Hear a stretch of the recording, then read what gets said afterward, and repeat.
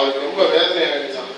என்னடா இந்த பசங்க இவ்வளோ போய் துன்புறுத்திட்டு இருக்காங்களே அப்படின்னு சொல்லி அவர் சொன்னாரா, டேய் நீங்க இப்படி பண்ணுனீங்கன்னா அடுத்த ஜென்மத்துல நீ மண்புழுவா வருவ, இது மனுஷனா வந்து என்ன பண்ண உன்ன துன்புறுத்தும் அப்படின்னா.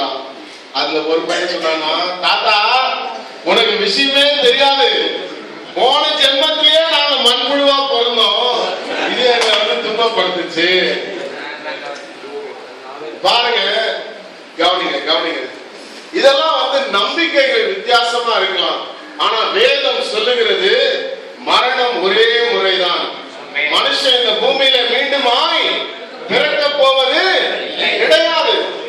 இல்ல, மனிதனா பல காரியங்களை உருவாக்கி பல கதைகளை சொல்லிக்கிட்டு இருக்கலாம்.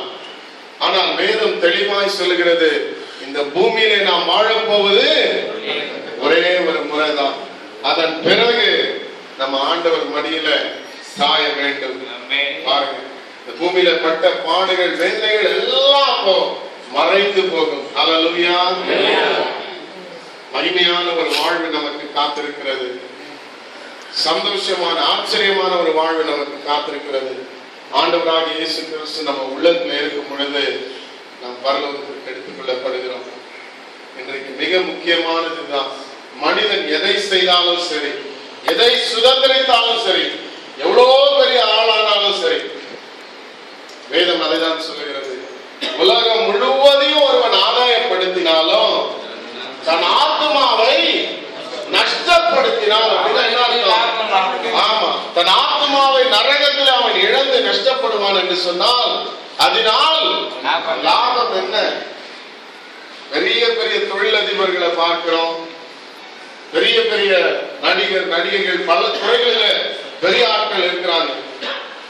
ஆனா வேதம் தெளிவாய் சொல்கிறது, எல்லாத்தையும் ஆதாயப்படுத்தி நம்ம ஆத்மாவை நஷ்டப்படுத்துறாங்கல லாபம் இல்லை.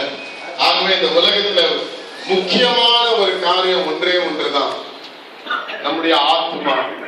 நம்முடைய ஆத்மா, அதை குறித்து நாம் கரிசனைப்பட வேண்டும். இந்த வாழ்க்கைக்கு பிறகு ஒரு வாழ்க்கை இருக்கிறது.